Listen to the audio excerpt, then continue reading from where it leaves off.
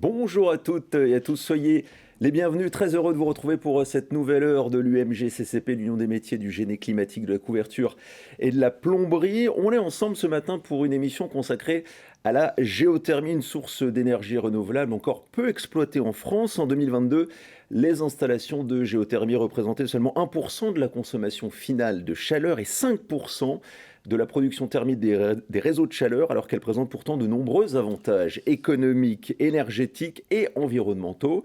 C'est aussi une énergie qui bénéficie d'une image très positive auprès du grand public. La semaine dernière, Engie et le groupe IFOP ont présenté une étude exclusive reposant sur un échantillon de 12 000 personnes sur ce que veulent vraiment les Français en matière d'énergie.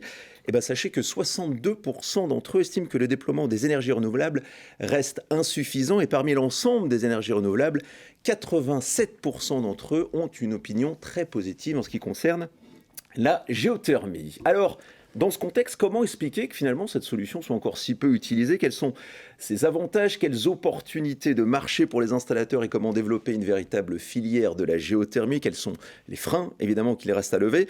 On va en parler ce matin sur ce plateau avec mes trois invités. Pascal Housset, bonjour Pascal. Bonjour Nicolas. Vous êtes président de l'UMG-CCP. À vos côtés, nous avons Benoît Viard. Bonjour Benoît. Bonjour à tous. Vous travaillez au sein de Viessmann Climate Solutions qui conçoit, fabrique des solutions de chauffage et photovoltaïque en France et en Europe. Et vous en êtes le directeur marketing pour la France, l'Espagne et le Portugal. Et enfin, Christophe Luttmann, bonjour. Bonjour. Christophe, vous êtes directeur commercial de la société Drill Heat, expert dans le forage géothermique de surface et vice-président de la FPG, l'Association française des professionnels de la géothermie. Alors bien entendu, vous qui nous suivez à distance, si vous êtes habitué de l'émission, vous savez que nous allons répondre tout à l'heure à toutes vos questions. N'hésitez pas à nous les envoyer à tout moment via le chat, elles sont les bienvenues. On prendra le temps pendant un petit quart d'heure d'y répondre tout à l'heure en fin d'émission. Mais d'ici là, pour planter le décor, nous permettre d'y voir plus clair, je me tourne vers vous, Christophe. Allez, quelles sont les différentes typologies de géothermie et concrètement, comment ça fonctionne ? Il y a pléthore de solutions, mais pour être le plus synthétique possible, on va distinguer trois formes de géothermie principales. Vous avez premièrement la géothermie haute profondeur, qu'on appelle la géothermie électrogène, ou la géothermie haute enthalpie. On verra qu'il y a souvent plusieurs synonymes pour les mêmes technologies. Donc cette géothermie consiste à faire de l'électricité, comme son nom l'indique. Une géothermie électrogène, elle a donc vocation à faire des forages autour de 5000 mètres de profondeur pour puiser une eau qui est de l'ordre de 200 degrés, la remonter en surface pour la vaporiser, alimenter une turbine et générer de l'électricité. Donc c'est un sujet qui est plutôt marginal sur le territoire métropolitain parce qu'il faut être sur des anomalies géothermiques et c'est donc une technologie qu'on retrouvera plus en zone insulaire, dans la Caraïbe par exemple. Voilà. La deuxième forme de géothermie, qui est bien connue d'ailleurs des Parisiens, parce qu'elle est très développée sur la nappe du Doguer, c'est la géothermie à usage direct. Donc une géothermie qui va être exploitée entre 1500 et 2000 mètres de profondeur, qui consiste à exploiter cette ressource avec un puits d'aspiration et un puits de rejet, un bilan neutre, qui va venir alimenter ou pas des pompes à chaleur pour rehausser la température qu'on va récupérer, cette température qui est, comme je l'ai dit, entre 60 et 80 degrés, et qui va permettre d'alimenter des réseaux de chaleur. Donc une géothermie à usage direct qui chauffe, si je ne dis pas de bêtises, l'équivalent d'1 million d'équivalents logements, de personnes, et c'est ce qui en fait le plus gros bassin européen d'habitation desservi en géothermie. Et on a le troisième type, cette fois. Et la troisième forme de géothermie, c'est la géothermie assistée par pompe à chaleur, qui recense plusieurs formes de technologies différentes, dont certaines sont plus ou moins bien connues du grand public. Voilà, et on peut éventuellement les détailler si on souhaite faire un focus. Là, sur le slide, on doit en noter 6 ou 7, et les deux principales, les deux plus déployées, on va dire, sont la géothermie sur sonde verticale et la géothermie sur aquifère. Alors, sur sonde verticale, est-ce que vous pouvez un petit peu détailler comment ça fonctionne? Alors, premier point très important, c'est que tous les sous-sols sont forables et tous les sous-sols sont géothermiquement exploitables. On peut faire de la géothermie sur tout le territoire. Certains sous-sols sont plus propices que d'autres. Dans certains cas, on peut avoir des contraintes à la foration. On peut être dans un régime déclaratif ou soumis à autorisation, mais il n'y a pas de limite à la bonne volonté. On peut normalement étudier une solution géothermique sur la quasi-totalité du territoire. Ce procédé est relativement simple. On va venir réaliser un forage entre 50 et 200 mètres, plus généralement entre 100 et 200 mètres, un diamètre relativement étroit, inférieur à 20 cm, et on va y insérer un capteur vertical. C'est un tube qui descend et qui remonte. C'est une double épingle qui va permettre de faire circuler de l'eau, parfois chargée en glycol, qui va permettre de récupérer les calories pour la ramener à la pompe à chaleur.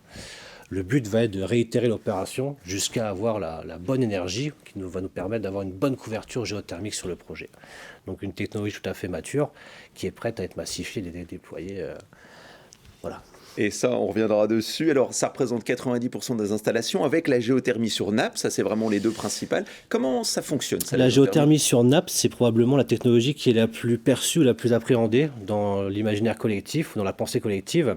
Ça consiste un petit peu comme on a la géothermie profonde sur le Dogger. Ça permet de travailler sur les calories d'un aquifère. C'est-à-dire qu'on va puiser de l'eau, un puits d'aspiration, un puits de rejet, sur une nappe alluvionnaire, et on va transmettre ces calories à la pompe à chaleur. Donc on a une température de l'aquifère qui est relativement stable toute l'année et qui vous permet un niveau de performance très élevé.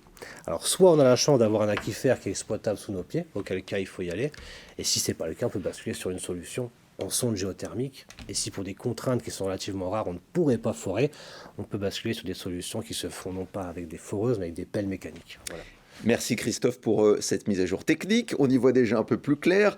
Pascal, je vous demanderai dans un instant comment on explique que la géothermie, c'est le parent pauvre de la chaleur renouvelable. Mais avant, on va crever l'abcès, si je puis dire, puisque vous êtes sans doute, enfin vous le savez, il y a ce gros sujet de MaPrimeRénov' qui est sur la table avec cette suppression annoncée par le gouvernement. Forcément, est-ce qu'il va y avoir des impacts sur la géothermie qui est notre sujet du jour, Pascal ?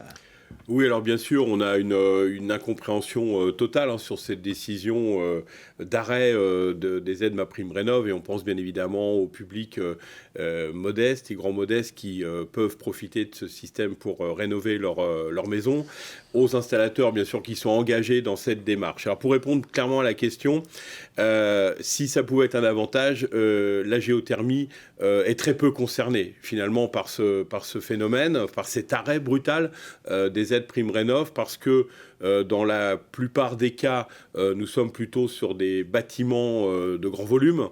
Donc on est beaucoup moins sur des modestes ou grands modestes, si ce n'est qu'on peut quand même être sur des bâtiments qui sont pour des bailleurs sociaux et du logement social, donc il faut quand même en tenir compte.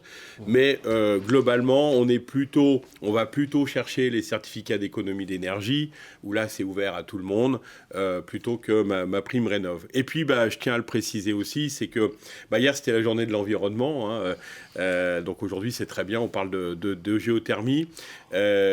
En fait, on est passé de l'écologie à l'escrologie, j'ai envie de dire, ce néologisme barbare ce matin. Et il faut vraiment qu'on sorte justement de ces circuits quasi mafieux aujourd'hui autour de la rénovation énergétique. On a la chance en géothermie, c'est qu'on est très peu concerné par ces problèmes-là, parce qu'on a des réseaux robustes, à la fois d'installateurs qui sont vraiment des pros du chauffage et de la géothermie, et on a également, on en parlera tout à l'heure, des réseaux de foreurs, c'est pareil, qui ont un savoir-faire. Donc on est en dehors de ces circuits-là, bien heureusement, j'ai envie de dire. Bon, alors ça, c'est un des principaux avantages de la géothermie. Bonne nouvelle par rapport à MaPrimeRénov'. Mais quand même, Pascal, ma question, c'est de savoir, on entend souvent que la géothermie est le parent pauvre de la chaleur renouvelable. Comment vous l'expliquez ? Alors déjà, ce qui est clair, c'est que ce système, moi je dis toujours, il faut mettre la bonne solution au bon endroit. La solution de la géothermie, déjà, elle doit être en adéquation avec les consommations énergétiques. D'ailleurs, un bon système de chauffage aujourd'hui, sa vraie rentabilité, c'est pas les aides, c'est la consommation énergétique, c'est le delta qu'on va créer entre la consommation initiale et une fois les travaux réalisés, à la fois bien sûr du système de chauffage et éventuellement d'isolation, à quoi on arrive, et c'est comme ça qu'on arrive à avoir la rentabilité dans le temps. On sait qu'un système de géothermie est plus coûteux. Entre les systèmes de forage, l'installation du matériel, ses spécificités d'installation, on a des coûts d'installation qui sont plus importants qu'une pompe à chaleur Aéro. Mais par contre, on a des performances qui sont aussi plus importantes, puisque, comme ça a été dit tout à l'heure, on a en général des réseaux d'eau, quand on parle de l'aquathermie notamment, où ça nous permet de maintenir des COP performants tout au long de l'année, quelle que soit la saison, et ce qui nous permet d'être beaucoup plus performants et de réduire énormément les consommations énergétiques. Mais c'est le coût de départ qui est souvent le premier frein pour l'instant encore à ce type d'installation. On reviendra d'ailleurs sur cette notion de performance énergétique avec vous tout à l'heure, Benoît. Il y aura des exemples très concrets que vous avez développés chez Viessmann. Mais avant, Christophe, je me tourne vers vous. Est-ce que aussi, donc il y a l'histoire du coût dont nous parlait Pascal. Est-ce qu'aussi il y a un manque d'offres de forage aujourd'hui en France en tant que vice-président de la FPG, ou c'est pas vraiment le sujet? Que diriez-vous? Il y a un sujet, je dirais qu'en complément de l'offre qui est plus onéreuse, vous avez aussi une méconnaissance du produit. Oui. Mais sur l'offre forage, c'est un sujet depuis un certain temps, parce que c'est vrai que vous avez dit, la géothermie comme le solaire thermique sont les parents pauvres de la chaleur renouvelable. On avait une belle filière d'excellence il y a une bonne décennie, et on est passé par une période assez sinistrée, où on trouvait moins d'expertise, des entreprises de forage qui ont fermé, qui n'ont pas été reprises. Et aujourd'hui, alors que la géothermie reprend, c'est vrai que sur les 2-3 dernières années, on a fait face à un manque certain d'entreprises de forage. Alors il y a un appel qui a été entendu, puisque les objectifs de la programmation pluriannuelle de l'énergie sont assez encourageants sur le développement de la géothermie sur la prochaine décennie. Il faut qu'on triple, qu'on quadruple le parc. Donc beaucoup d'entreprises ont pris ça très au sérieux et se sont structurées pour répondre à cette demande. Il y a toujours une carence auprès du particulier dans certains secteurs de France. Par contre, sur le tertiaire, parce qu'on fait de la géothermie sur pompe à chaleur aussi bien dans l'habitat individuel, collectif, tertiaire et un petit peu en application industrielle. Et donc, ce renouveau de la géothermie a permis de restructurer les entreprises de forage qui se destinent plutôt à une activité tertiaire, du logement collectif. Mais j'avoue que sur le particulier, il y a encore certaines zones qui manquent d'offres forage. Donc, on est en reconquête du terrain. Ça va beaucoup mieux, mais ce n'est pas encore parfait. Voilà. Il y a encore des efforts à faire, et le tertiaire, le collectif, on y reviendra tout à l'heure pour vous exposer les marchés sur lesquels le potentiel est très intéressant pour la géothermie. Mais avant, Benoît, en tant que fabricant, quel est votre regard sur ce volet technique de la géothermie qui peut être un frein, voilà, il ne faut pas se le cacher, pour les installateurs? Alors aujourd'hui, on va essentiellement parler du marché du remplacement, puisque c'est notre activité, c'est celle qu'on constate au quotidien.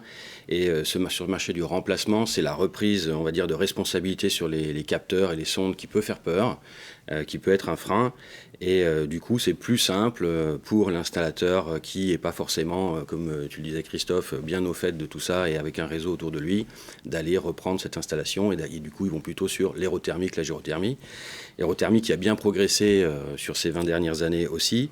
Mais pourtant l'essentiel de la géothermie, c'est la robustesse. On est sur un produit qui est robuste et c'est pas rare qu'on nous demande encore des pièces sur des machines qui ont plus de 30 ans. Voilà. Donc, voilà. Ça, c'est beau. Voilà. Pascal, vous qui faites de la géothermie depuis, 30 ans dans votre zone de Seine-et-Marne. Tout à fait. La robustesse, ça, j'imagine que ça vous parle. La pompe à chaleur géothermique, vous diriez que c'est au-delà de ça, c'est une solution qui s'inscrit dans la durée? Oui, tout à fait. Aujourd'hui, on commence à regarder effectivement pour remplacer les machines qu'on a installées il y a 30 ans. Mais finalement, on s'aperçoit, comme ça a été dit, que les niveaux de performance sont vraiment maintenus même au bout de 30 ans. C'est des machines robustes et souvent la conception sont beaucoup. Il y a peu d'électronique. À l'époque, c'est beaucoup de télémécanique dans les machines. La conception, elle est souvent pensée plus industrielle que des machines résidentielles. Donc, ça a été pensé robuste dès le départ. Donc, c'est des machines, oui, qui s'amortissent dans le temps. Qui ont d'ailleurs des coûts de maintenance aussi qui sont très raisonnables. Et au vu de la longévité du matériel, en fait, on s'aperçoit que on a un vrai retour d'expérience. C'est-à-dire que parfois, quand on nous dit « oui, c'est nouveau », non, la géothermie, on le voit bien, ça fait des décennies que ça existe. Et je rejoins ce qui a été dit au niveau des installateurs, c'est qu'aujourd'hui, on a tout un pan de génération d'installateurs qui ont ce savoir-faire dans la géothermie, dont je fais partie. À un moment donné, il y a des départs en retraite et il va falloir qu'il y ait une relève. Il va falloir qu'on forme aussi massivement des installateurs aussi à la géothermie. La formation, on s'en en parlera, également la structuration de la filière, c'est des sujets importants. Mais avant, est-ce que vous auriez un exemple très concret? Justement, je disais que ça faisait 30 ans, vous faites de la géothermie dans votre zone de Seine-et-Marne. Un exemple très concret qui peut nous permettre de vraiment bien comprendre l'avantage d'une pompe à chaleur géothermique, les bénéfices associés. Est-ce que vous pourriez nous partager un exemple? Oui, nous en Seine-et-Marne, on est souvent sur des bâtiments, souvent c'est des grosses bâtisses qui sont associées à des bâtiments agricoles. qui sont les espaces vides des clients, où on a pas mal aussi de haraïs, des chevaux, etc., qui ont des bâtiments, ou des châteaux. En Seine-et-Marne, on a pas mal de châteaux. Et en fait, souvent, ces bâtiments-là étaient au fioul. Donc, on a régulièrement des bâtiments, donc plus de 300 mètres carrés habitables, 300, 400 mètres carrés, avec des grandes hauteurs sous plafond, parce que c'est des gros volumes, avec une isolation moyenne, même si on voit qu'il y a des progrès qui ont été faits en la matière. Et donc, on sait très bien que les paqueros, à part de faire des cascades, c'est très compliqué. La géothermie aussi a cet avantage-là, c'est que les machines sont installées en chaufferie et on n'a pas besoin de mettre des machines à l'extérieur. Donc il y a les forages qui sont faits, mais une fois que c'est fait, on voit plus rien. Tout est voilà, c'est peu visible. À la fois un avantage et peut-être un défaut, parce que la géothermie est invisible, donc elle passe souvent sous les radars. Beaucoup de bâtiments sont chauffés en chauffeur ou rafraîchis en géothermie. On ne le sait pas, contrairement à d'autres ENR qui sont visibles. Entre les aérothermes, le solaire, même une biomasse est visible. Une géothermie, par contre, ne se voit pas. Et ce qui est intéressant, c'est le bilan de consommation. Souvent, on a des particuliers qui ont ce type de bâtiment, qui ont des consommations de fuel ou de propane, 15 000, 20 000 euros par an. Et donc, ils recherchent des solutions déjà pour réduire le coût énergétique annuel. Et on arrive de passer de 15-20 000 à plutôt 4-5 000 euros d'électricité à l'année. Et donc, automatiquement, ça change la donne, en n'oubliant pas qu'il y a la consommation de la pompe à chaleur, mais quand on est sur forage d'eau, il y a la pompe aussi de forage qui consomme aussi un peu d'électricité. Mais ceci étant dit, on voit bien que historiquement, sur les différents bilans qui ont été faits, on tient les objectifs de départ, c'est-à-dire que on n'aurait pas trop de difficultés d'ailleurs là pour le coup sur ces solutions-là à engager un contrat de performance énergétique, parce que globalement on tient la route, on le voit bien par le retour d'expérience sur les consommations réelles et les économies réelles réalisées par le client final. On en arrive, en parlant de client final, au potentiel de marché. Benoît, selon vous, quels sont les marchés qui offrent le meilleur potentiel pour la géothermie ? Alors, pour ce qui est du résidentiel individuel, on est vraiment, comme je disais tout à l'heure, sur le marché du remplacement.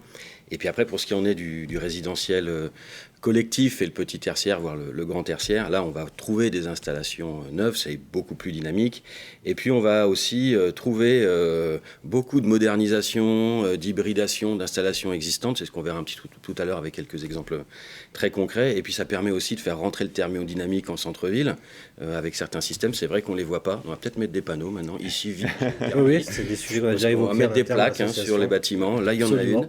Donc tu m'as donné une idée, on va proposer ça à nos adhérents. Et puis voilà, donc on a aussi ces solutions hybrides qui sont très intéressantes pour à la fois remplir les objectifs de décarbonation et puis les objectifs financiers, tu en parlais tout à l'heure, les retours sur investissement, donc liés à la baisse des consommations.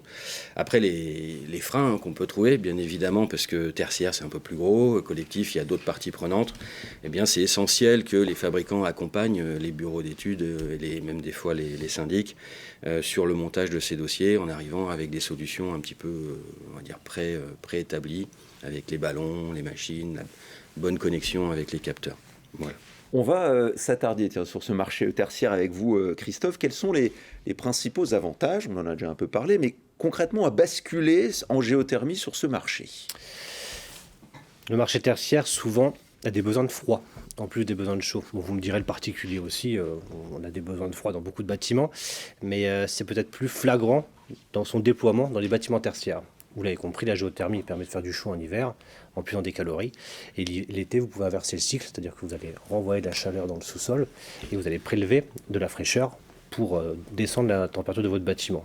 Très rapidement, deux formes de rafraîchissement différents. Un géocooling qui est assimilé à du rafraîchissement gratuit, un confort, ou un rafraîchissement actif qui s'apparente à de la climatisation, avec des rendements souvent meilleurs que ce qu'on peut trouver en pack traditionnel. Et donc, ce rafraîchissement vous permet d'approcher une forme d'équilibrage énergétique. Donc, on comprend que quand on se rapproche de cette forme d'équilibrage, on a une optimisation des CAPEX au niveau des investissements, et puis aussi une optimisation des OPEX. Les coûts de fonctionnement sont plus performants puisqu'on arrive à avoir une température de sous-sol plus importante en période hivernale et puis une température qui permet de climatiser l'été. Donc comme dit, le fait de rafraîchir permet d'optimiser à tous les niveaux. Concrètement, tout bâtiment tertiaire qui a des besoins de chaud, si on peut lui greffer du froid, c'est tant mieux. Donc pour ça, il faut des émetteurs réversibles. mais la réversibilité du système est un très bon point pour la géothermie. Donc ça, premier point, tout ce qui concerne le rafraîchissement géothermique. Deuxième avantage, il y a une question de stockage intersaisonnier, me semble-t-il. Eh ben, c'est un petit peu le lien finalement. Vous voyez une géothermie déjà comme une forme de stockage par nature. Une sonde géothermique, si je prends cet exemple, va travailler sur 200 mètres de profondeur et puis un diamètre qui va aller autour de 10 mètres. Donc, vous voyez ça comme un cylindre qui ferait 10 mètres de diamètre sur 200 mètres de haut dans lequel on va charger, puiser du chaud et du froid. Donc comme dit, si vous avez la possibilité de faire du froid parce que vous avez des émetteurs dans le bâtiment qui vous le permettent, c'est très bien. Vous allez vous rapprocher de cette forme d'équilibre, je me répète. A l'inverse, si vous n'avez pas la possibilité de faire du rafraîchissement, vous pouvez coupler votre installation géothermique avec toute forme de chaleur extérieure. Vous pouvez coupler vos sondes géothermiques avec des panneaux solaires thermiques, avec de la chaleur fatale, avec de la récupération. Concrètement, vous pouvez venir chanter une forme de chaleur extérieure, la réinjecter dans votre sous-sol et donc remonter votre sous-sol en température. C'est ce qu'on appelle un stockage intersaisonnier. Voilà. Alors il y a des contraintes administratives et des deltas de température à respecter. On ne va pas trop s'attarder sur ces sujets. Mais voilà, la géothermie vous permet, comme dit, de fabriquer une espèce de batterie dans laquelle on vient charger et décharger du chaud et du froid. Et est-ce que vous pourriez m'expliquer, j'ai entendu parler de la BETEG, la boucle d'eau tempérée à énergie géothermique. Ça, de quoi s'agit-il que ça, pour moi, c'est un regard vers l'avenir, un défi qui est salutaire, mais qui ouvre beaucoup de portes. La question, c'est comment vous chauffez, Nicolas? Et toi, Pascal? Et toi, Benoît? Comment tu chauffes? Comment je chauffe? Comment est-ce qu'on peut mieux chauffer ensemble? Voilà. La question à se poser, c'est comment composer avec ses voisins pour mutualiser la ressource, optimiser les investissements et les niveaux de performance. Imaginons que moi je suis dans un bâtiment de logement et toi tu es un bâtiment tertiaire, les besoins ne sont pas appelés au même moment dans la journée. Il y a donc une complémentarité. Si toi, Benoît, par exemple, tu as des besoins de froid parce que tu travailles dans un hôpital, eh ben, on voit qu'il y a une complémentarité en plus qui vient se rajouter. Et le fait de mutualiser tous ces besoins, qui ont des intermittences et des besoins, des appels à des moments différents, permet en fait d'optimiser l'installation et son niveau de performance. Voilà. Donc soit on peut le faire avec ce qu'on va appeler un réseau de chaleur urbain de surface, c'est-à-dire on va venir connecter des bâtiments avec une production centralisée, un régime de température qui est flat, ou alors on va venir greffer des pompes à chaleur sur chaque bâtiment, c'est ce qu'on appelle la boucle d'eau tempérée à énergie géothermique, qui va permettre d'assurer différents régimes de température entre les bâtiments. Voilà. Pascal, au-delà des avantages ou innovations, vous venez de nous présenter, Christophe, le décret tertiaire qui engage les acteurs du tertiaire vers la sobriété énergétique, est-ce que c'est aussi, selon vous, un levier sur lequel les installateurs qui nous regardent peuvent s'appuyer pour le déploiement d'installations de pompes à chaleur géothermiques? Oui, tout à fait. D'ailleurs, on a des frémissements, on va dire, de demandes aujourd'hui. Effectivement, il y a une méconnaissance. Donc, il va falloir qu'on parle, c'est ce qu'on fait aujourd'hui, mais il va falloir qu'on déploie plus de communication autour de des solutions de géothermie, parce que bien souvent, quand on en parle aux maîtres d'ouvrage, les propriétaires bailleurs de bâtiments tertiaires, ils ne connaissent pas forcément ces technologies. Donc, ça nécessite de démocratiser la solution, de montrer les possibilités. C'est vrai que c'est important de pouvoir, dans des zones d'activité, mutualiser, ce qui a été proposé tout à l'heure dans des solutions.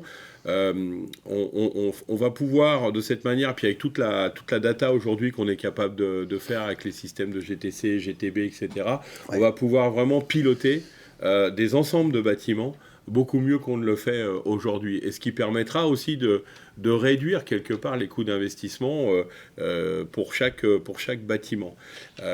Et ça, c'est des solutions qu'il va falloir continuer à proposer, déployer, faire connaître pour les mois et années à venir. Et la tendance est plutôt bonne, hein. On est dans un bon mood, une bonne vibe, j'ai envie de dire. On voit de plus en plus de projets sur ces BTEG ou ces réseaux de chaleur urbains, géothermie de surface, qui voient le jour. Par rapport à ce qui se faisait il y a une décennie, aujourd'hui c'est le jour et la nuit. Voilà. Donc on est sur une tendance qui est très encourageante. On a bien compris qu'en ce qui concerne les bâtiments tertiaires collectifs résidentiels, il y a un vrai gain énergétique, performance énergétique à basculer en géothermie. Benoît, vous me voyez venir. Est-ce que vous auriez un exemple concret à nous partager d'une de vos réalisations chez Viessmann pour bien qu'on mesure ce gain énergétique pour un bâtiment tertiaire quand on bascule en géothermie? Un exemple, oui, ça a été très difficile de le choisir, pléthore d'opportunités. Donc, avec mes collègues du pôle études et prescriptions, donc Xavier Taboga et Eric, on en a choisi un qui nous semblait particulièrement intéressant. C'est l'exemple d'une école dans la ville de Breuillet qui avait d'abord une priorité, une volonté de décarbonation Et puis, du coup, la solution qui a été proposée, alors, il y avait des petites photos avant, après.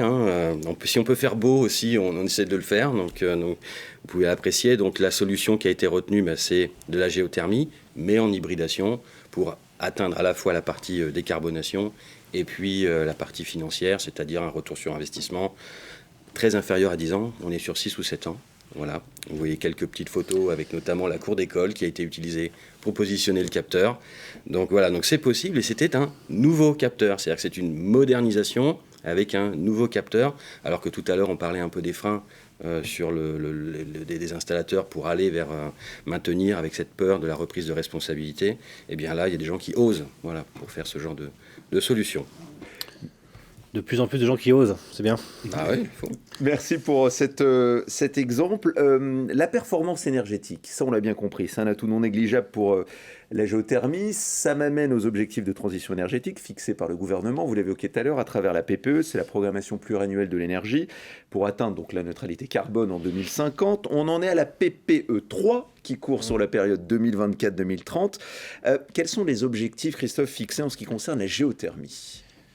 Là, on est en 2025, 2035. L'objectif, aujourd'hui, on a un parc à peu près de 4,7 TWh.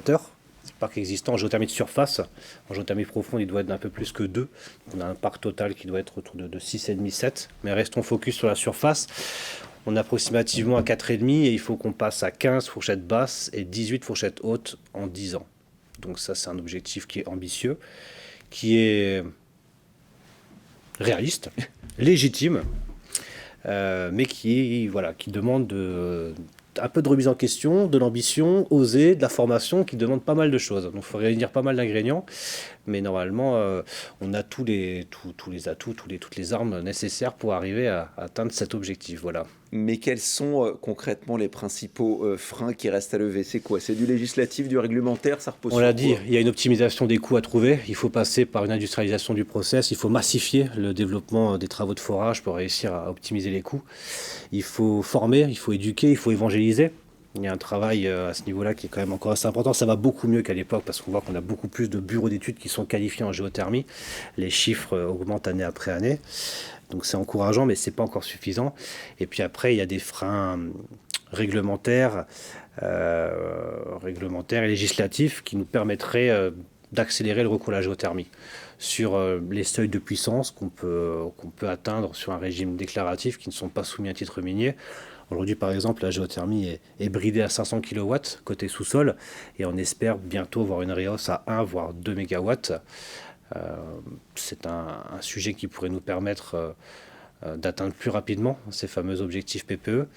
On a les sujets de clarification au niveau du stockage intersaisonnier, on a la création d'un forage de reconnaissance, enfin bon, on a plusieurs revendications qui sont actuellement en cours d'étude et on a plutôt bon espoir de les voir aboutir puisqu'elles sont légitimes et comme dit, nous permettraient d'atteindre ces fameux objectifs. Voilà. Pascal, votre regard sur ces freins, vous qui connaissez bien le sujet? On l'a vu, ça va être une résonance filière.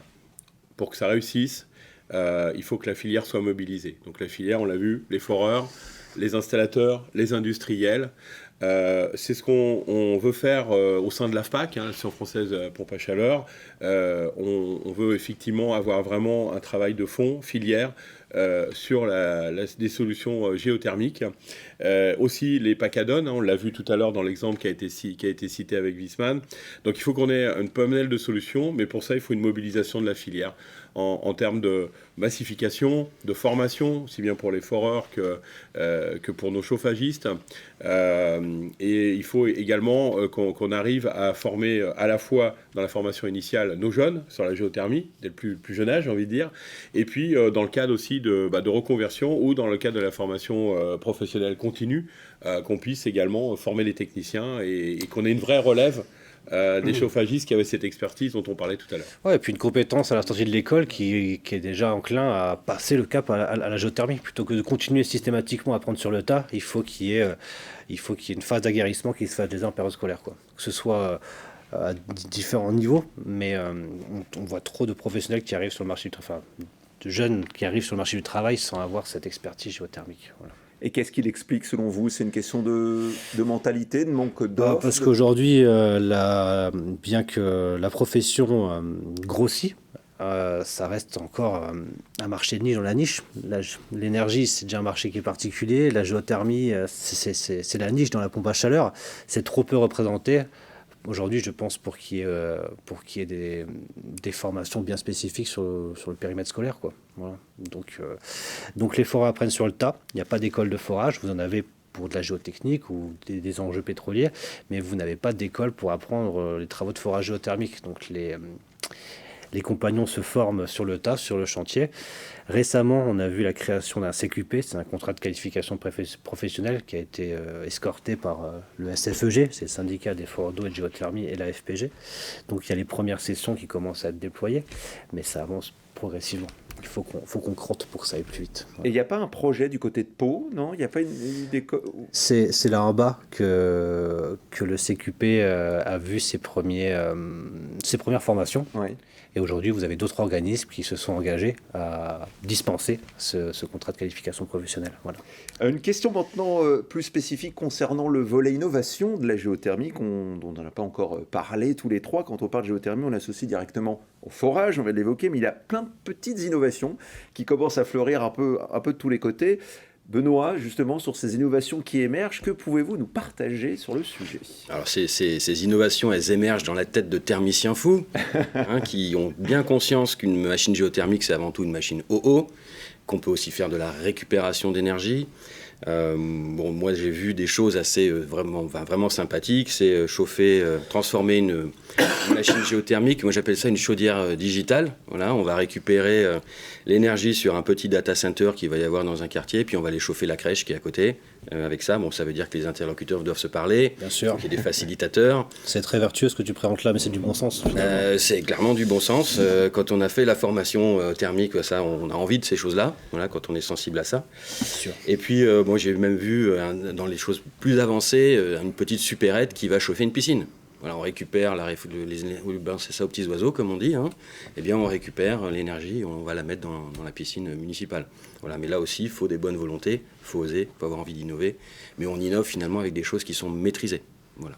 Et en parlant d'innovation, je crois savoir que chez Viessmann, vous avez accompagné un projet innovant justement de géothermie pour Paris Habitat. Oui. Est-ce que vous pouvez nous en dire un petit peu plus? Parce que c'est un peu du jamais vu, si je puis dire. Oui, c'est un travail, là aussi, il faut oser, il faut se documenter, il faut travailler avec des gens, on va dire, compétents dans leur domaine respectif. Et donc là, c'est une modernisation, encore une hybridation aussi avec une chaudière. Donc c'est un système qui permet de proposer le chauffage et ou l'eau chaude sanitaire à 72 logements en centre-ville.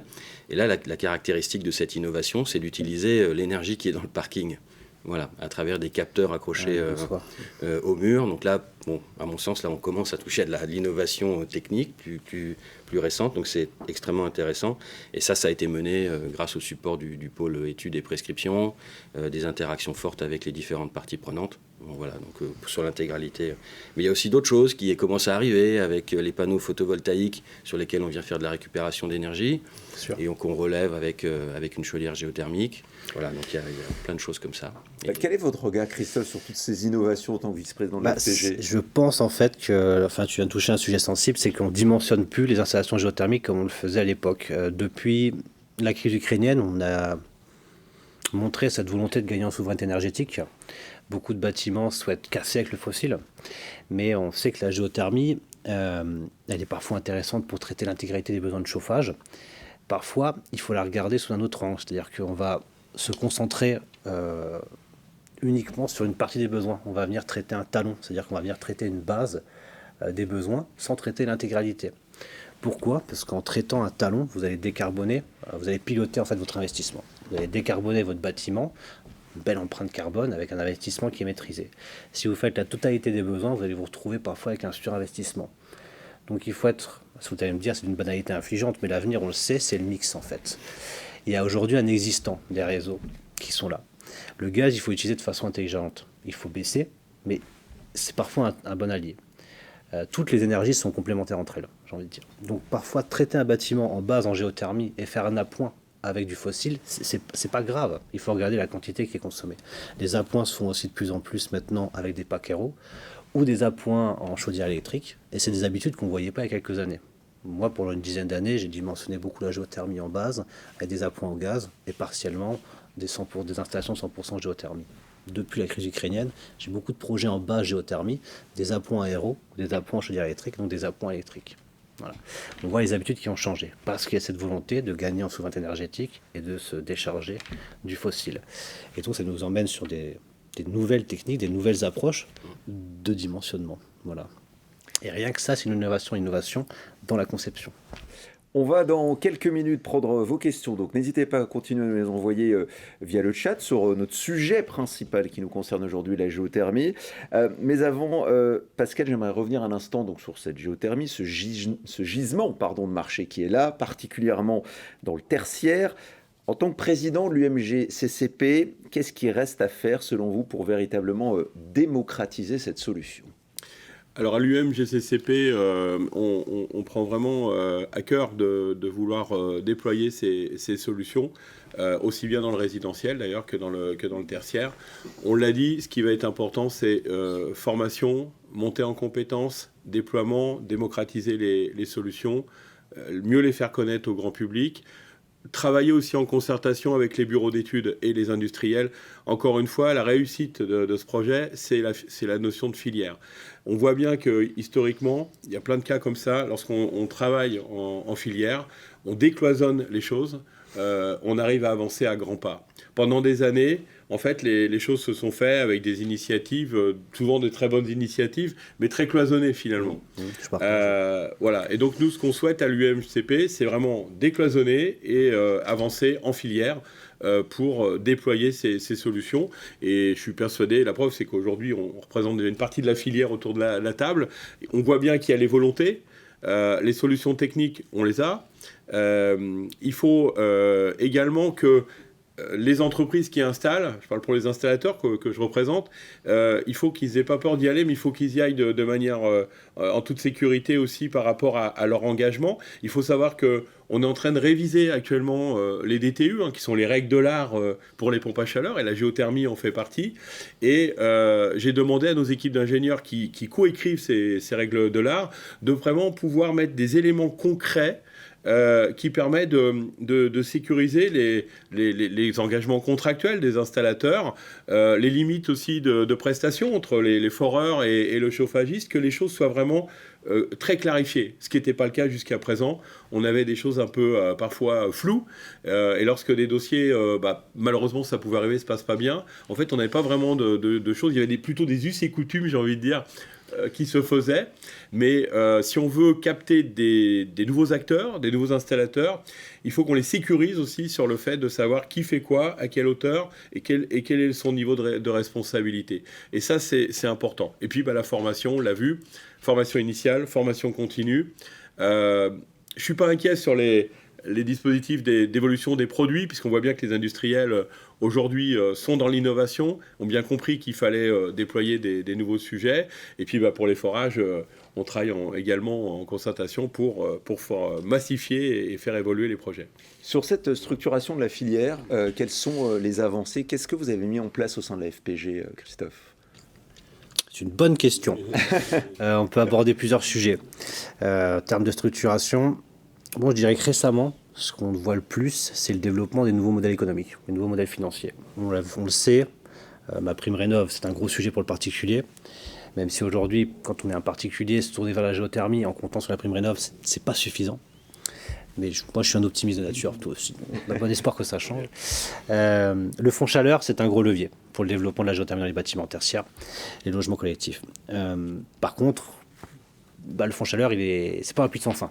C'est pas un puits sans fin. Donc l'ADEME attend de la part de certaines structures de proposer des modèles de financement innovants. Je suis plutôt bien connecté au sujet de par là où je travaille. Le but, c'est de venir proposer des solutions de tiers financement, des solutions, ce qu'on avait vu avec les marchés globaux de performance énergétique à paiement différé, les fameux MGPD, et le fait que certaines structures se proposent de porter les investissements pour promouvoir le recours à la géothermie auprès d'intéressés qui n'auraient pas les moyens d'y recourir.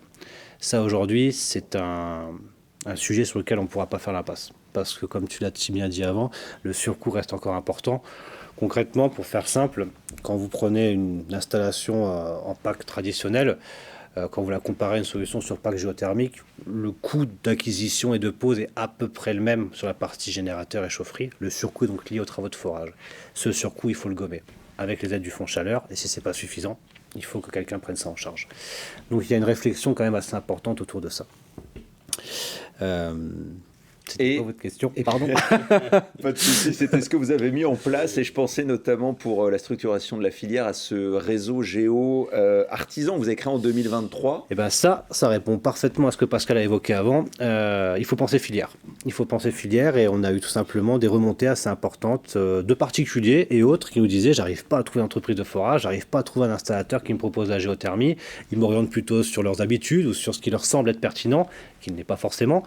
Et donc on a jugé opportun de promouvoir simplement en fait les entreprises qui s'engagent à proposer la géothermie quand ça fait sens et à défendre la solution géothermique. C'est un accord de bonne conduite, et la FPG s'engage à les mettre en visibilité. Ça permet simplement d'avoir un réseau d'entreprises visibles sur tout le territoire qui répondront favorablement à une demande géothermique et qui revendiquent la compétence. Voilà. Donc il y en a sûrement beaucoup plus qui sont en capacité de se faire référencer sur le site, mais ils ne connaissent pas l'adresse ou...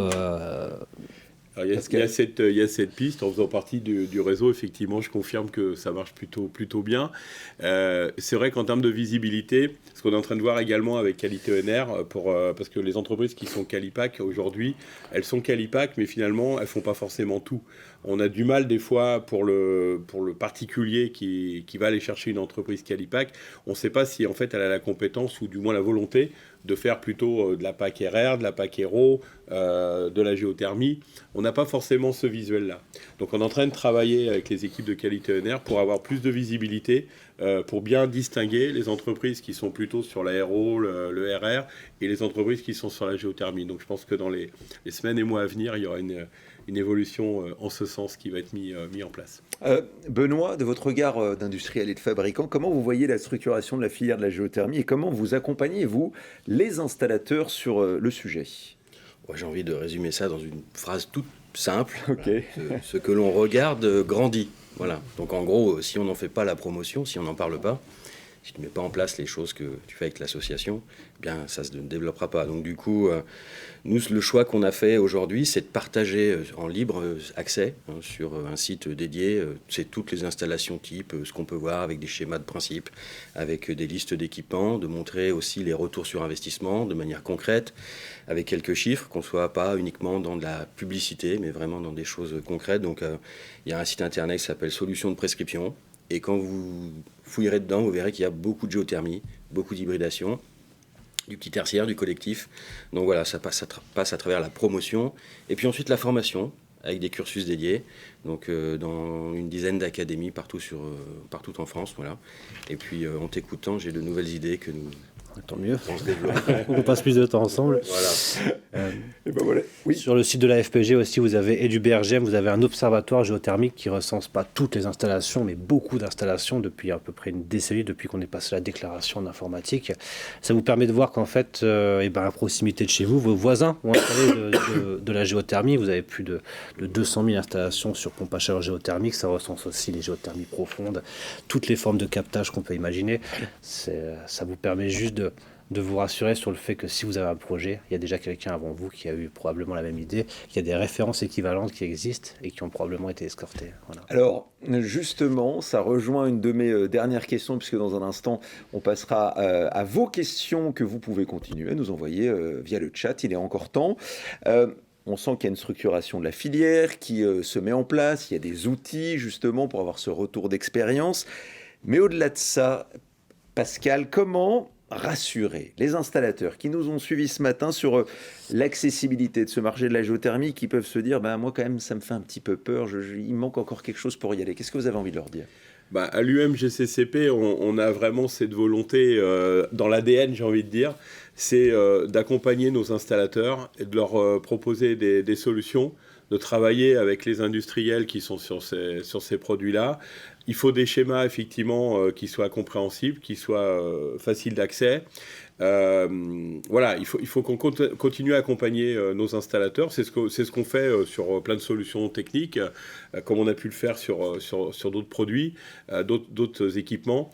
Et il faut qu'on arrive à renforcer cette filière. Mais on a besoin d'accompagner nos installateurs. C'est vraiment notre rôle à l'UMCP avec nos ingénieurs. Rappelons qu'ils sont là pour répondre aux questions des installateurs. C'est plus de 6000 questions par an qui sont auxquelles nos ingénieurs répondent.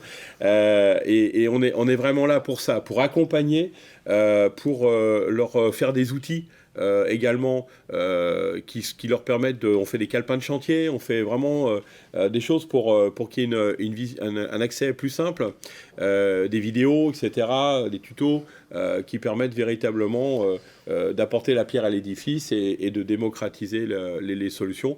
Mais moi, j'encourage vraiment, et encore plus actuellement, dans la période que nous vivons actuellement, plutôt que se marcher les pieds sur les mêmes solutions, parfois peut-être aller chercher, peut-être qui semblent des solutions de niche, mais finalement, ça leur permet de mettre en avant leur savoir-faire, de vrais professionnels du chauffage, qui sont des gens sérieux, qui sont n'oublions pas des artisans locaux. Nos artisans, ils sont dans toutes les régions de France et de Navarre.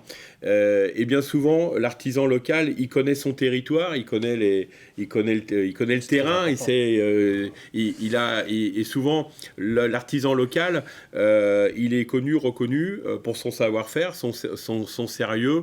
Et c'est ce qu'on dit toujours au grand public, c'est allez pas chercher des entreprises qui sont à l'autre bout de la planète. Bien sûr. Prenez du local. Voilà, prenez, comme vous allez à la boulangerie à côté de chez vous, prenez votre plombier chauffagiste qui est local, qui a le savoir-faire. Et nous, OP, on est là pour accompagner notre artisan local pour qu'il ait ce savoir-faire et en capacité de répondre, d'apporter la réponse géothermique à son client. Je partage tout à fait, c'est un peu pareil dans le monde du forage, vous avez une connaissance assez fine du sous-sol. La plupart des entreprises ont ce côté très artisanal qui fait qu'ils travaillent sur quelques départements ou une région, ce qui leur confère une bonne connaissance du sous-sol. D'autres entreprises ont une approche plus massive pour industrialiser le process avec un déploiement sur tout le territoire, mais vous avez normalement tous les territoires de France, vous trouvez les différents ingrédients pour faire votre bon cocktail géothermique. Vous avez de l'expertise en bureau d'études, vous avez du savoir-faire en installateur, vous avez l'entreprise de forage. Normalement, vous avez tout à portée de main. Voilà. Et puis ce que disait Pascal, c'est que la compétence géothermique, c'est un vrai facteur de différenciation. Il n'est jamais trop tard pour se former et il y a des belles affaires, des belles opportunités dans les prochains temps. Donc oui, c'est un appel clair à monter en compétence ou à passer le cap. Il faut faire la première géothermie, après ça va tout seul. On va prendre vos questions dans une petite minute, mais avant, on va conclure nos échanges. Allez, petit tour de table, parce qu'on a abordé beaucoup de sujets autour de la géothermie. On va commencer par vous, Benoît. Si finalement, il y avait une chose à retenir, un élément, qu'est-ce que vous aurez envie de dire à celles et ceux qui nous ont suivis ce matin sur la géothermie, un potentiel à creuser? On a beaucoup réfléchi le titre pour cette émission. Benoît. Très simplement, je pense que c'est le fonctionnement en réseau. Christophe l'illustrait et je pense qu'à ce niveau-ci, on va aussi renforcer ce fonctionnement en réseau. Voilà. Le fonctionnement en réseau pour vous, Benoît. Christophe, qu'est-ce qu'il faut retenir? Souveraineté, oui. Performance, réversibilité, mutualisation. Voilà. Merci pour ces 4 mots, 4 termes. Et Pascal, avant de prendre vos questions pour terminer. Tout simplement, lancez-vous. Voilà, il y a de belles affaires à prendre. Vous le disiez, Christophe, une vraie compétence. Il y a quelques freins à lever, on l'a vu, mais tout ça, voilà. Le train est en marche et il ne faut pas rester sur le quai de la géothermie. Allez, on va répondre tout de suite à vos questions que vous nous avez envoyées via le chat. Et c'est Nicolas, ingénieur à l'UMG CCP, qui va faire la voix off. On va écouter sa première question, on vous répond. Oui, alors... Je ne sais pas si vous m'entendez, il y a eu pas mal de questions. Pour rebondir un peu sur le réseau géo-artisan, il y a des questions qui remontent où il semblerait qu'il y ait encore quelques régions où il soit difficile de trouver des artisans. Est-ce que vous pensez que ça va s'améliorer ou pas? Pascal, qu'est-ce que tu en penses? Moi j'espère. Après l'émission, je pense qu'il va y avoir des inscriptions sur le site. On va être positif. Oui. Deuxième question, donc ça s'améliore, ça va s'améliorer. Voilà, et une question aussi qui revient assez souvent, c'est la géothermie par rapport à l'aérothermie. Effectivement, est-ce qu'il y a des grosses différences en termes de rendement et est-ce qu'on a des retours d'expérience justement sur les COP ou enfin, les rendements saisonniers qui pourraient être rencontrés sur la géothermie. Sur cette question, Christophe. Oui. Après, il y a pas mal de fiches références qui existent, mais les rendements, les coûts vont dépendre de la région où est-ce que vous êtes, de l'installation, de l'application. Est-ce que vous faites que du chauffage et du froid? Est-ce qu'il y a de l'ECS ou pas? C'est un petit peu difficile de répondre comme ça. On l'a dit, on le sait, il y a un surcoût, donc forcément il y a une surperformance derrière par rapport à ce que la PAC traditionnelle peut afficher. Après, il est opportun d'utiliser la bonne techno pour le bon projet. Le but, c'est pas de faire de la géothermie partout à tout va. Le but, c'est de la faire quand ça fait sens. Si on fait déjà ça, on géothermisera beaucoup de sites, on atteindra sans problème nos objectifs PPE. Donc oui, bien sûr, il existe de nombreuses références. Et comme je disais avant, la FPG offre quand même pas mal de visibilité sur son site internet. On trouvera facilement des projets publics ou privés qui ont été menés avec des retours d'expérience. Voilà. Benoît, Pascal, vous souhaitez ajouter quelque chose? Vous trouverez sur nos sites internet justement les expériences avec les chiffres. Donc vous pourriez comparer avec des vraies données. Oui, et puis pour préciser aussi, quand les installateurs ont déjà quelques installations au compteur, l'avantage, il ne faut pas hésiter à aller faire visiter les installations qu'on a réalisées, parce que souvent d'ailleurs les gens sont assez fiers de leur installation de géothermie, donc ils sont assez ouverts à faire visiter leur installation, à échanger, et souvent c'est les meilleurs arguments, c'est l'utilisateur de la géothermie qui le donne, surtout s'il a passé déjà plusieurs hivers avec son installation, il a ses factures en main d'énergie, et c'est lui qui fera l'article, j'ai envie de dire, à la place de l'installateur. Et un client qui est convaincu et qui est satisfait de son système, il en fera aussi, les recommandations derrière, à la fois sur le produit installé, l'installateur qui a mis tout ça en musique, avec le foreur qui va bien également. Oui, Benoît, allez-y. On pratique ça même en tant que fabricant. Il y a aujourd'hui un site qui est visité par GRDF et d'autres artisans pour découvrir la chose. Et puis le 18 juin, nous, on va aussi présenter des solutions de ce type-là à la presse pour qu'elle puisse s'approprier les expériences. Alors on peut peut-être rappeler ce que c'est le 18 juin. Allez-y, Benoît. Ah oui, non, c'est l'affaire avec Paris Habitat. Très bien. Et le 19 et 20 juin, vous avez les journées de la géothermie à Biarritz. Et ben voilà, Ça fait un beau mois de juin. Exactement. Voilà, vous savez ce qui vous attend dans les même pas prochaines semaines, prochains jours. On y sera. On va prendre une nouvelle question. Nicolas, on t'écoute. Oui, il y a eu notamment une question sur les fondations, parfois profondes nécessaires. Est-ce qu'il y aurait un intérêt à utiliser justement ces fondations pour faire de la géothermie? Ça, c'est une super question que je peux. Allez-y. C'est une technologie qu'on n'a pas pris le temps de présenter avant. C'est une erreur de ma part. Les fondations thermoactives, qu'on appelle aussi géostructures, c'est une technologie qui se déploie exclusivement dans le neuf. Ça consiste à équiper les fondations d'un bâtiment avec des tubes en circuit fermé. C'est un peu le même principe qu'une sonde géothermique, sauf que la sonde est indépendante de la structure du bâtiment, alors que la géostructure, comme son nom l'indique, est liée à la structure du bâtiment. C'est une technologie qu'on peut déployer quand le bâtiment nécessite des fondations de profondeur relativement importante et en quantité importante. En fait, ça permet tout simplement de faire... c'est le double effet qui se coule. Vous faites votre fondation et vous venez récupérer l'énergie du sol en même temps. Voilà. On fait d'une pierre deux coups. C'est une technologie qui est trop peu connue et qui devrait tendre à se déployer plus facilement dans le neuf, quoi. Voilà. Notamment avec l'Aéro 2020 et puis le redémarrage, on va dire, on a quelques frémissements pour reconstruire des bâtiments collectifs, il y a des besoins de logement, et cette solution peut avoir du sens, effectivement. Alors, sachez que cette émission passionne, si je puis dire, puisqu'on m'a dit dans l'oreillette, on a énormément de questions, donc rassurez-vous, on est encore avec vous jusqu'aux environs 10h45. Ça nous laisse un gros quart d'heure pour répondre à un maximum de vos questions. Nicolas, c'est parti pour une nouvelle question.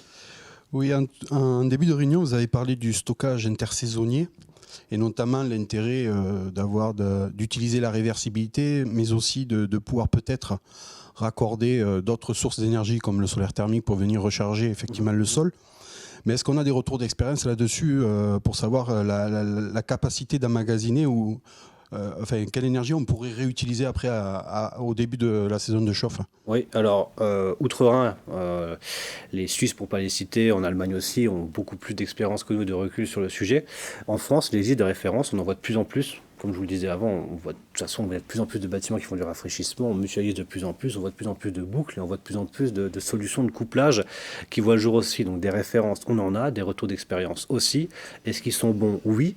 Alors bien sûr, ça nécessite un peu plus d'ingénierie et de matière grise qu'une conception simple et basique, mais en soi, c'est pas si compliqué non plus, quoi. Le principe est relativement simple, vous l'avez compris, vous venez chanter une forme de chaleur que vous réinjectez dans votre sous-sol. Alors après, vous êtes limité parce que la norme vous limite sur des régimes de température, donc il y a des consignes à respecter, mais on comprend tous très bien le principe, quoi. La géothermie va tirer des calories sur le sous-sol, on va appauvrir le sous-sol. Une géothermie bien dimensionnée se régénère de façon naturelle. On n'est pas obligé de faire du froid ou d'avoir une recharge. On tire des calories l'hiver et à la belle saison, la température du sol remonte progressivement. C'est ce qui rend votre produit durable et renouvelable. Mais malgré cette régénération naturelle, il y a un léger déclin. Et on peut le compenser ou l'améliorer avec, comme dit, une recharge extérieure, quoi. Le solaire thermique, c'est ce qui parle le plus aux gens, parce qu'on voit bien l'apport de soleil, le surplus de chaleur qu'on réinjecte, mais vous avez d'autres formes de chaleur que vous pouvez récupérer sur des data centers, sur des cuisines industrielles, sur de la chaleur fatale. Bref, il y a pléthore de solutions pour récupérer de la chaleur. Et le but, c'est ça, c'est de faire des projets les plus vertueux possibles. Essayer de faire ces fameux mix. Donc des références, il y en a, de l'expertise aussi, de l'ingénierie, il y a tout ce qu'il faut sur le territoire. Pas de limite à la bonne volonté. Voilà. Allez, on continue à répondre à vos questions. Nicolas, on t'écoute. Oui, il y a aussi une question concernant le remplacement d'une ancienne installation, parce qu'il y a probablement des gens qui ont été convaincus par la géothermie. On a bien compris que la durée de vie était assez importante, mais néanmoins, on va peut-être procéder à des remplacements d'anciennes installations de géothermie. Est-ce qu'il y a des précautions particulières à réutiliser le captage géothermique, quel qu'il soit, sur nappe ou sonde? Pascal. Oui, alors effectivement, là, c'est du concret, puisqu'on est vraiment dans des cas aujourd'hui de remplacement d'équipements. Donc, il y a des vérifications à faire au préalable. Quand on va sur une installation qu'on n'a pas forcément réalisée soi-même, il est important de revérifier correctement, je pense pour l'aquathermie par exemple, que le débit est bien là. De vérifier que ça fonctionne. Il faut regarder, pas simplement remplacer une machine à puissance équivalente, mais aller regarder ce qui s'est passé dans le bâtiment. En 30 ans, il peut se passer beaucoup de choses. Il y a pu y avoir des agrandissements, il y a pu y avoir de l'isolation. Donc en fait, il faut repenser le dimensionnement. Donc là aussi, comme toute pompe à chaleur, le dimensionnement, c'est la clé de voûte. Le forage, il faut s'assurer qu'il soit fonctionnel et il faut redimensionner la machine. Et quand on respecte bien ces règles-là, en général, ça se passe plutôt bien. Et là aussi, on a de nombreux exemples qui ont déjà été faits en remplacement d'équipements. Et on arrive à optimiser sur des systèmes déjà de géothermie, grâce aussi à l'évolution des produits, parce que les machines aujourd'hui ont pas mal évolué. Ouais, un COP plus performant, une robustesse qui a été prouvée. Et quand on fait une géothermie, de toute façon, on se projette. Donc on pense sur le long terme. Il y a une pérennité qui est évidente quand on se lance dans un projet géothermique. Les capteurs qui sont enterrés et cimentés aujourd'hui ont une durée de vie de l'ordre peut-être d'un siècle, évoque-t-on, parce que les sondes géothermiques sont garanties 50 ans. On a des opérations en Europe de géothermie sur nappe qui ont plus de 40 ans. Si la maintenance a été faite correctement, l'entretien des puits a été bien fait, les géothermies fonctionnent toujours. Donc voilà. Pascal, juste, oui, un point important, parce qu'on n'en a pas parlé. On parle beaucoup d'installation, projet, installation, mais la notion de maintenance, elle est hyper importante. Et c'est vrai que sur la géothermie, il y a la maintenance des machines, la vérification des machines, c'est la production de chaleur, mais la partie forage doit être aussi contrôlée, surveillée. Et ça, c'est quand même important que ça soit fait aussi, parce qu'on s'aperçoit souvent, quand on arrive sur des installations où personne n'a mis les pieds sur le forage, parfois on a des problèmes parce que le forage n'a jamais été contrôlé, quoi. Donc là aussi. En géothermie sur nappe, vous avez plus de maintenance, vous avez pas mal de caractéristiques dans la cratère. Donc en fonction des caractéristiques de l'eau, vous avez un suivi plus ou moins important. En circuit fermé, que ce soit les corbeilles géothermiques, les murs géothermiques, les capteurs horizontaux, les sondes géothermiques, vous êtes moins contraint. C'est de l'eau qui circule avec du glycol. Il y a une vérification du taux de glycol qui se fait. Bon, généralement, on est sur de pression. Petit test de pression, c'est vraiment des choses qui sont assez simples, j'ai envie de dire. Voilà. Il n'y a pas une grosse maintenance. C'est un avantage à la géothermie, il n'y a pas de maintenance lourde. On prend une nouvelle question, Nicolas. Oui, c'était plutôt là par rapport aux frais. Il avait été évoqué tout à l'heure les coûts notamment des sondes. Donc il y a une question qui revient assez souvent, c'est de savoir à peu près le coût du mètre linéaire de forage. Et par ailleurs, on avait évoqué aussi le fait qu'il manquait un peu de foreurs et que il y avait une volonté de reconquête de terrain. Quels sont aujourd'hui les délais de réalisation? Est-ce qu'il y a eu des pistes pour industrialiser plus les chantiers de manière à baisser ces coûts-là? Est-ce que peut-être il y a des nouvelles machines de forage? Est-ce qu'il y a des nouvelles sondes de géothermie comme les échangeurs compacts? Enfin, voilà, est-ce qu'il y a des nouvelles technologies de ciment? Enfin, voilà les questions qui se posent par rapport au sol. Alors, sur le coût du mètre linéaire, c'est ce qu'on On va commencer sur ça. Alors comprenez bien que quand vous installez une pompe à chaleur, que vous installiez à Paris ou à Marseille, alors vraiment le coût d'achat et le temps de pose est à peu près le même. Par contre, quand on fait du forage, on dépend du sous-sol. Et certains sous-sols sont plus faciles à forer que d'autres quand on fait du forage. L'exemple de la Bretagne, c'est un socle granitique, un sous-sol qui est relativement simple à forer. Il attend d'être. Voilà, donc les coûts de forage sont relativement bas. À l'inverse, en Ile-de-France, les coûts de forage sont bien plus élevés parce qu'on fait face à des contraintes géologiques qui sont plus importantes. Donc les coûts de forage ne varient pas selon on va dire, l'offre et la demande du secteur. Ça peut bien sûr arriver, comme tout marché, mais ça dépend beaucoup du contexte géologique. Voilà. Certains sous-sols nécessitent des moyens humains et techniques plus conséquents, et donc le mètre linéaire de forage est plus cher. Ensuite, quand on raisonne... Ouais. Le côté industrialisation, qu'est-ce qui se fait pour peut-être diminuer les coûts? Est-ce qu'il y a des technologies qui arrivent? En termes de techno, on est relativement mature. Je pense qu'il y a peut-être encore des progrès à faire sur de la part des industriels. Réussir encore à augmenter les COP, c'est ma lecture du moment.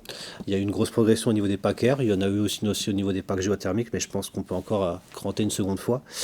Sinon, la technologie en elle, soit les capteurs compacts qui se font l'appel mécanique, ce que vous appelez les corbeilles géothermiques ou les capteurs horizontaux, c'est une technologie qui est relativement simple et c'est très bien comme ça. Il n'y a pas, je pense, pas beaucoup d'optimisation à ce niveau-là. Le produit est plutôt bon marché.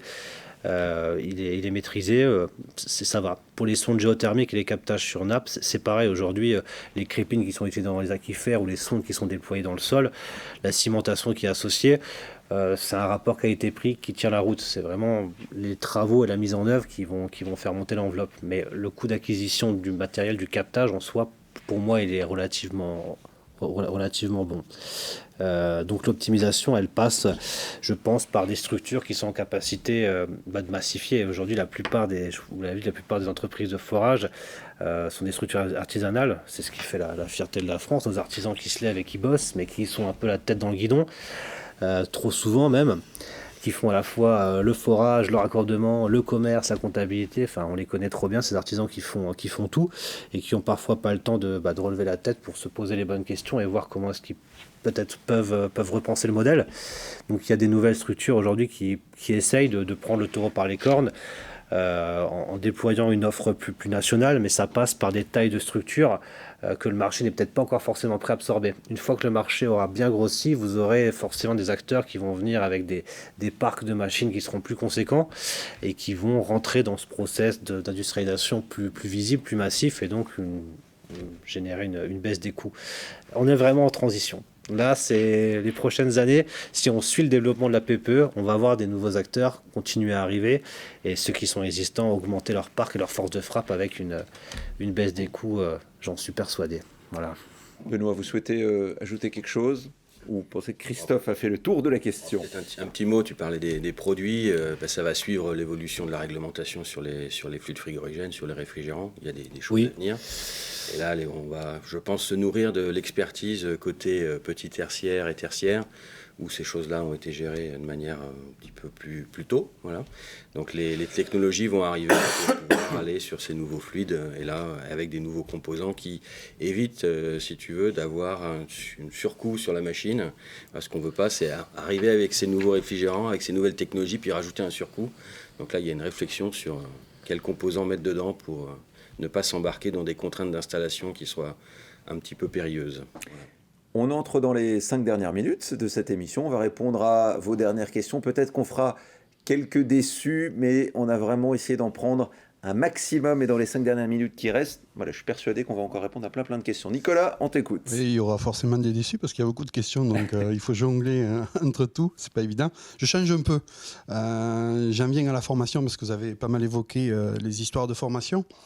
Il y a une enseignante là qui pose la question, notamment, alors là c'est pour des BTS fluide d'énergie, mais ça peut être aussi pour d'autres niveaux. Comment pourrait s'organiser en gros la filière pour pouvoir aider justement les enseignants à faire bénéficier à leurs étudiants des retours d'expérience et de l'expertise. Et par ailleurs, il y avait aussi une question sur le fait, est-ce qu'il ne serait pas bon ton peut-être de développer davantage l'alternance sur ce type de technologie ? Pascal. Oui, alors tout à fait. Pour abonder sur cette question-là, deux choses. La première, déjà, cette année, c'est une année clé, puisque l'ensemble des diplômes liés à nos métiers du génie climatique sont en révision. Donc on travaille notamment avec le 3CA BTP, qui coordonne l'ensemble des diplômes, les pouvoirs publics, l'éducation nationale, à revoir les parcours de formation, enfin les contenus de formation plutôt, pour être plus précis, de l'ensemble de ces diplômes. Donc, dans les panels que l'on veut absolument aborder davantage, c'est la géothermie, bien évidemment, parce qu'aujourd'hui, dans les cursus qu'il peut y avoir de diplômes, ça va du CAP jusqu'au Bac Pro, BTS et autres, finalement, la géothermie est très peu abordée. Moi, quand je questionne, c'est plus de 30 ans que je forme des jeunes, quand je leur pose la question s'ils ont eu une formation où ils ont eu des sujets autour de la géothermie, et il me montre une belle page de classeur qui est parmi beaucoup de pages de classeurs. Et ça se résume souvent à ça. Donc il va falloir agir à plusieurs étages là aussi. Un, c'est intégrer davantage cette notion de géothermie. Peut-être qu'il faudra qu'on fasse dans le cursus, comme on l'a fait d'ailleurs pour la formation pour la maintenance, où on a mis une année complémentaire, spécifique à ça. On l'a fait dans d'autres domaines comme pour la ventilation, c'est en train de se faire. Et là, pour la géothermie, je pense qu'il faudra arriver à peut-être une année de spécialisation sur le sujet. Et bien évidemment, en alternance, parce qu'on prône que l'intérêt de l'alternance, c'est aussi d'avoir l'expérience terrain, avoir la vraie vie des réalisations et le côté théorique de l'école. Mais une fois qu'on a dit ça, il faut équiper également les centres de formation. C'est-à-dire qu'aujourd'hui, on a très peu de centres de formation, je parle sous vos contrôles, messieurs, qui sont équipés de systèmes de géothermie. Donc il faut qu'on arrive à avoir dans les centres de formation, alors quand je dis centre de formation, c'est centre de formation initiale, mais centre de formation aussi, alors je sais que les industriels font aussi des efforts là-dessus, mais il faut qu'on ait des plateformes où on puisse avoir du concret, c'est-à-dire avec des machines qui fonctionnent, etc. Et puis il ne faut pas hésiter, pour les jeunes avant qui partent sur des voies professionnelles, qui puissent aller faire des stages dans des entreprises qui font de la géothermie pour se rendre compte ce que c'est et créer cette appétence, cette envie d'aller sur ces métiers. On enchaîne avec une nouvelle question. Je vais passer là à la maintenance. Alors je balaye au fur et à mesure, c'est pas facile. Évidemment, ça arrive, on continue. Au niveau maintenance, tout à l'heure ça avait été évoqué par Pascal Housset. En termes de maintenance au niveau géothermique, les opérations à réaliser, lesquelles sont-elles et quelle est la différence de coût par exemple qu'on peut avoir avec une PAC aérothermique ? Ça, c'est une question intéressante. Très bonne question. Finalement, on a des coûts au moins équivalents, voire moindres sur la géothermie. On a des checklists, on va dire, des listes de prestations à réaliser avec des préconisations des constructeurs, donc qui nous permet aussi de suivre ces listes-là. Mais finalement, pour répondre, je pense, au sens de la question, est-ce que ça coûte en gros plus cher ou pas que de l'aérothermie ? J'ai envie de dire non, voire même moins, puisque on a moins d'opérations, si on prend la liste de courses des prestations à faire, on a un peu moins de points de contrôle sur l'installation. Donc en fait le coût de maintenance pour une géothermie il est très très raisonnable. Voilà, c'est ce qu'il faut en retenir de ça. Et on va prendre une dernière question, puisque dans une petite minute, il sera temps de nous quitter. Dernière question, Nicolas, pas facile, il faut que tu choisisses. J'en prends une, elle est un peu, pas globale, mais c'était plutôt reconquête de terrain, je reviens là-dessus. Effectivement, j'ai une question. Alors, il y a la certification des foreurs qui va entrer en juillet. Est-ce que ça va pas être un frein? Par ailleurs, Pascal avait parlé de Calipac, une façon de peut-être des évolutions pour mettre plus en avant les entreprises sur la géothermie. Puis il y avait une question aussi, les bureaux d'études compétents sur la géothermie. Comment on pourrait faire en fait pour aussi faire en sorte qu'il y en ait davantage sur ce secteur-là? La certification peut-être pour commencer. Les bureaux d'études, ça va aller plus vite. Allez, allons-y. Il y a 2 qualifications, la qualification PQBI 2013 pour les bureaux d'études de surface ou la 1007 pour les bureaux d'études sous-sol. Les sous-sols, c'est les géosciences, ce sont les géologues et hydrogéologues. La 2013, ce sont les thermiciens. Chaque année, chaque mois, il y a de plus en plus d'entreprises qui se qualifient. Il y a un réel engouement de la part des bureaux d'études pour le sujet. Je ne peux pas dire que c'est trop timide. C'est peut-être pas encore assez, mais c'est pas timide. Il y a un réel indicateur qui montre que les qualifications augmentent. Donc c'est plutôt bien. Pour le sujet de la certification, c'est un petit peu plus compliqué. On a aujourd'hui à peu près 120 entreprises qualifiées sur le territoire, sondes, nappes ou les deux, sachant qu'il n'y a pas de qualification particulière pour les capteurs horizontaux, à ma connaissance. Pas de bêtises. Et du coup, il y a un goulot d'étranglement, puisqu'aujourd'hui, il y a Qualité ENR qui est en capacité de faire cette migration de la qualification vers la certification. Et malgré des campagnes d'information, nos artisans foreurs qui sont très occupés, n'ont peut-être pas tous pris le sujet à bras-le-corps au moment opportun. Et donc, on se retrouve dans cette phase où il va y avoir beaucoup d'entreprises à certifier dans un laps de temps assez court. Et c'est l'appel, si certains nous entendent, pensez à vous rapprocher du Qualité ENR pour mettre vos dossiers en conformité. Voilà. Pas d'inquiétude, on va y arriver. Mais c'est vrai qu'il y a là, au début de l'été, une petite tension sur tous les travaux de forage à réaliser par rapport au nombre d'entreprises qui vont être certifiées. Mais on trouvera une solution, comme d'habitude. Oui, il y a une précision importante quand même pour l'auditoire, c'est qu'en fait, ce qualiforage, il est important parce que il met vraiment les règles, là aussi, les règles de l'art de ce que c'est qu'un bon forage, avec des points aussi d'autocontrôle, etc. Et sans cette mention, en fait, même si aujourd'hui on a parlé en entrée de réunion des missions, des aides, mais pour que le particulier puisse avoir substantiellement quelques aides sur son forage, il faut que l'entreprise soit qualifiée et soit qualiforage. Sinon, il ne peut pas aller chercher ses aides. Très important aussi, ce référentiel de mise en œuvre, le qualiforage qui devient le certiforage, c'est aussi votre assurance décennale. Une entreprise qui n'est pas certifiée n'expose pas l'intéressé à l'assurance décennale. Donc pas de subvention, pas de prime rénov, pas d'assurance décennale. Bossez toujours avec des boîtes qualifiées. Voilà. Ce sera le mot de la fin. Merci beaucoup à tous les trois d'avoir été en plateau ce matin, puis surtout d'avoir répondu avec précision aux nombreuses questions que vous nous avez posées. J'ai le sentiment qu'on a quand même fait un panorama complet de cette géothermie sur différents sujets. En tout cas, on espère qu'on a pu vous apporter l'éclairage le plus complet possible. Et puis, merci beaucoup aux équipes techniques ici en studio à Paris pour la bonne diffusion de cette émission. Une émission qui, bien entendu, est à revoir sans modération en replay sur la chaîne YouTube de l'Union. Et quant à nous, on se retrouve très prochainement pour un nouveau numéro de l'heure de l'UMG CCP. Puis d'ici là, passez un très bel été. À bientôt. Au revoir.